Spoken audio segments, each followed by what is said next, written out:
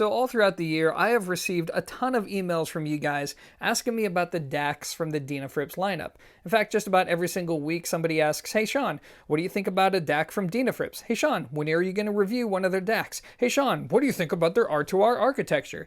And after giving the situation a bit more thought, I decided, you know what? Instead of reviewing one of their DACs, which quite frankly have been pretty well covered at this point, instead I decided, why don't I focus on something that's not getting much attention? And that leads me to their preamp-amp combination. And after spending some time with it, I gotta say, guys, it's a shame that this isn't a little bit more popular because these components are pretty good. And that leads me to my assessment of the Denafrips Hestia preamplifier and Hyperion amplifier. Let's roll that intro.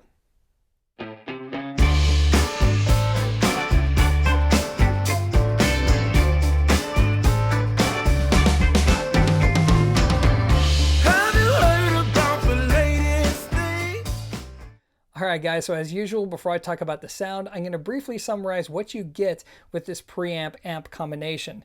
Now I think the best place to begin is to first comment on the aesthetics and build quality of this stack. Now, I know what I'm about to say is completely subjective, but guys, I love the look of the Hestia and Hyperion. The proportions seem right, it's clean, it's compact, yet it still looks like a proper hi-fi kit. Now, when I say compact, let me give you some visual representation. Take the CD, and as you can tell, yeah, it's pretty small. In fact, if you're a fan of the IKEA Kallax shelf, you'll be pleased to know that you can just barely squeeze this stack into one of their shelving units. Now, it's not just about aesthetics. The build quality is also fantastic. When you run your hands across the unit, you're going to notice that the majority of the chassis is made out of aluminum. In fact, we have this nice brushed aluminum front plate here on both units. It feels very smooth to the touch, and everything about it exudes quality. In fact, even a remote control is incredibly hefty and made out of an aluminum body.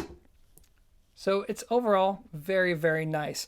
And that leads me to the individual components. So up top, we have the Hestia preamplifier.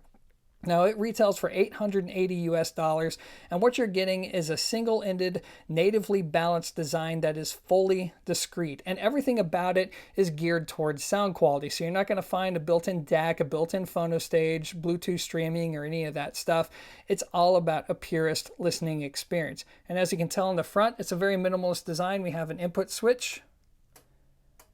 If you want to turn the preamplifier on and off, you just press the button in. And over here we have our volume control. Now let's move on to the Hyperion amplifier. Interestingly enough, even though the text on the preamplifier is red, the light for the amplifier when it's on is blue. You actually get used to it pretty quickly, and it's not that big of a deal. I just thought that was a very interesting choice. Anyways, the Hyperion amplifier retails for $1,250 US. It's a Class AB design that'll output 80 watts into 8 ohms and 150 watts into 4 ohms. Now, one of the things I really like about it is that when you power it on, it actually gets warm. In this day and age of fuel-efficient cars and even power-efficient electronics, it's nice to have something that's just old school. When you turn it on, it gets warm. Not hot, but just nice and warm to the touch. Anyways, now I'm going to transition to the back of these components, and then we're going to take a brief look on the inside before I talk about how they sound. So yeah, let's get the ball rolling. All right, so here it is, the back of the stack. And what I'm going to do is I'm going to start things off by taking a closer look at the Hestia preamplifier. And as most of you can tell, this is a very straightforward piece. So going from left to right, on the left side, you're going to notice our analog input section. Here you're going to find 2 balanced inputs and 1 single-ended input. This is going to be great news for those of us who do not run balanced sources, which is pretty much everybody who's watching this video. To the right, we have a set of balanced outputs as well as a set of single-ended outputs. And the cool thing about that is if you buy these components together, that means these RCAs are going to be free to connect to something like a subwoofer. Pretty cool stuff. Over here, we're going to have our IEC connector for the power cord, and that is going to be our Hestia preamplifier. Now let's move on to the back of the Hyperion amplifier. You're going to notice that you can only connect to it via balanced input because this is a natively balanced design. We have some awesome posts for our speaker cables. We have our IEC inlet for the power cord, and man, this is just such a solid amp. Anyways, guys, that's going to be it for these two components. Now we're going to take a brief look on the inside of them before we talk about how they actually sound. Let's get to it. All right, so the Hestia is open, so let's take a closer look. And I got to say, for something under $1,000, this looks pretty well made. We have a nice toroidal transformer in the center, a nice bank of capacitors over here, and some of you may be wondering what this is. So these are a couple banks of signal relays. I believe they're by Fujitsu, and this is for our volume control, which is over here. It's microprocessor controlled. There's going to be heat sink above that, and this, I believe, has 85 steps of attenuation. Pretty cool stuff. Now this is kind of interesting. Over here we have speaker cables running from the IEC inlet to the board. That's kind of different, but hey, you can't hate on it because it gets the job done. Otherwise, this is a very simple piece and it seems to be very well made. Now let's talk about the amp. Alright, so here's the Hyperion amplifier, and as you guys can probably tell, it's a pretty serious piece of audio equipment. In the center we have our 300 volt toroidal transformer. To the sides we have our power boards with transistors sandwiched in between the boards and the heat sinks on either side, and then we have these multiple rows of capacitors. What's cool about this is a lot of amps at this price point may feature 2 or maximum of 4 of these size caps per channel, but here we have 18, totaling an output capacitance of around 147,000 microfarads, which is really impressive. This is going to translate into big dynamic swings. Over here we have our speaker cable again. This time it's running from the speaker terminal to the board. Pretty cool stuff. Anyways, guys, that's going to be it for the Hyperion amplifier. Now let's finally talk about how it sounds.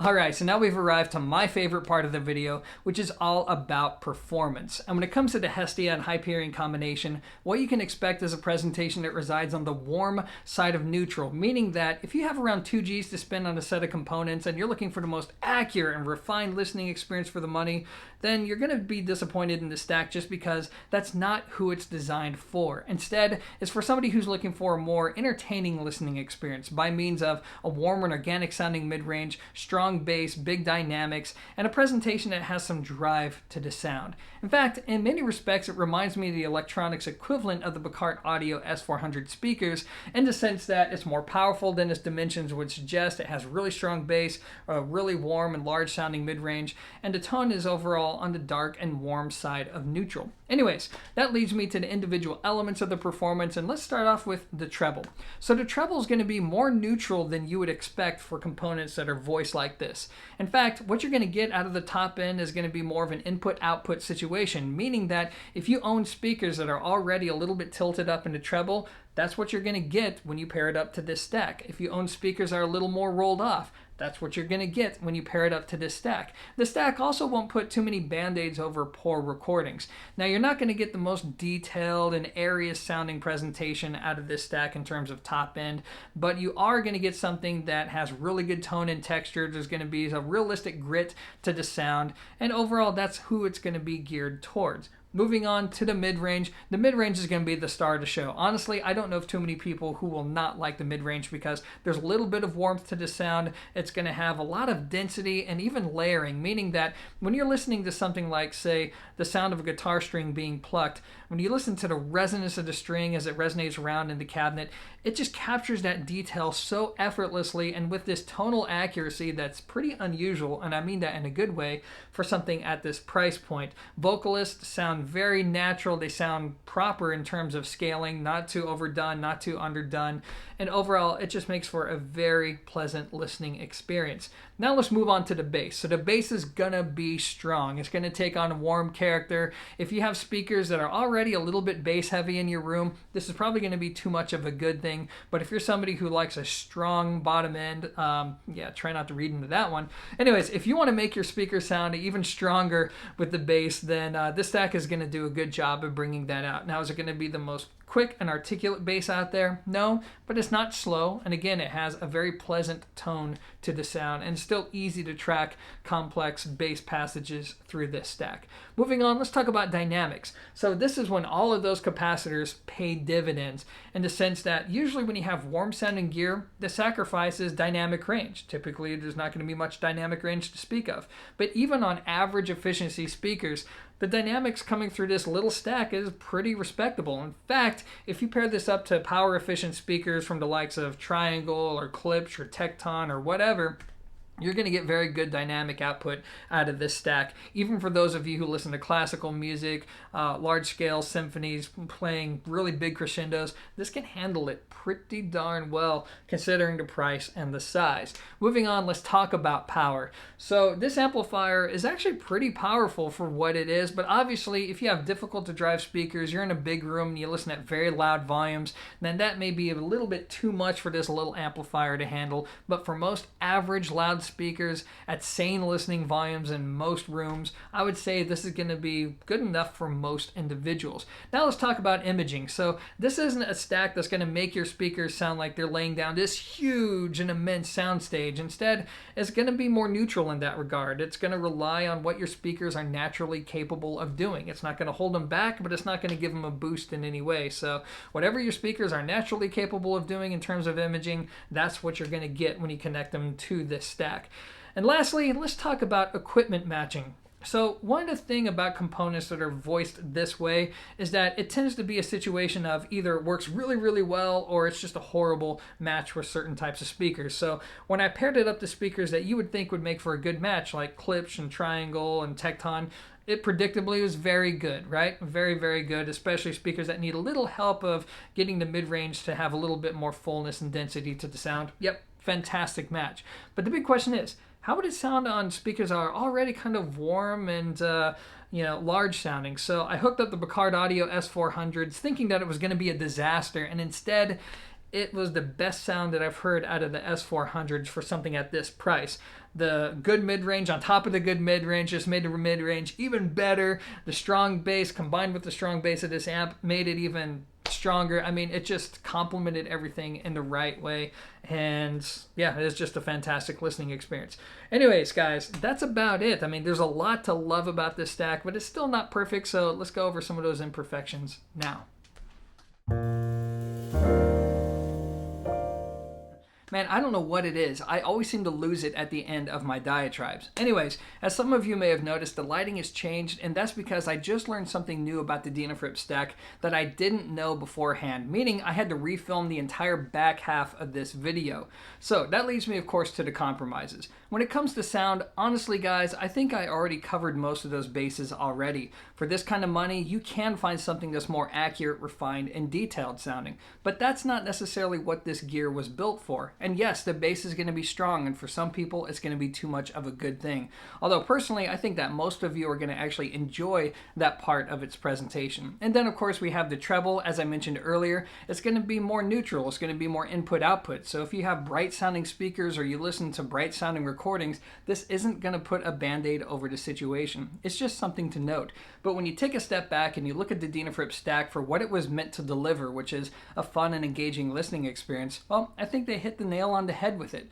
And that leads me to the other problems with this stack. It has nothing to do with the sound and everything to do with buyer confidence. So because Denafrips has been around for a little bit of time and there's a lot of people who really like their DACs, I didn't front load this review by asking the manufacturer the usual questions about service and support and if there's a trial period with the gear. I just assumed that all the ducks were in a row.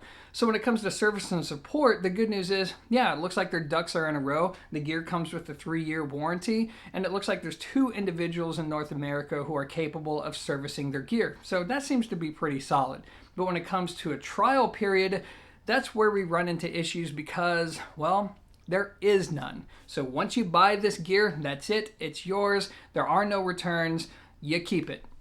And personally, I feel like this is a huge loss for them. I mean, there's an opportunity cost here in terms of not giving people the opportunity to have some kind of a safety net to fall back on, because as most of us know, no matter how good something may be, when we get it home and when we listen to it, maybe it's not going to jive with our systems, maybe it's just not going to jive with our personal taste, whatever. It's nice to know that there's an opportunity to get most of our money back, even if it's going to be a short trial period with, let's say, a situation where you have to pay for return shipping. I mean, just something would be nice. Now, I'm going to be completely honest with you guys. Behind the scenes, once I recognized that they had nothing in place, I immediately went to action saying, hey, look, I know people in the country that I've hired for different companies that would be more than capable of getting the job done at a very, very fair price, something that you can afford. And I'm doing this because not only do I want to give them an opportunity to have more stability in the United States, but I want to give you guys an opportunity to check out this gear because it's really good, and I want you guys to have that safety net. So the good news is that it looks like they're interested in going in that direction, but the bad news is it may be a while until they do. But at least I am trying on this end, and I've done mostly what I could do on that front. But still, it's something worth noting, and yeah. So that's it for the compromises, and that leads me to my final thoughts.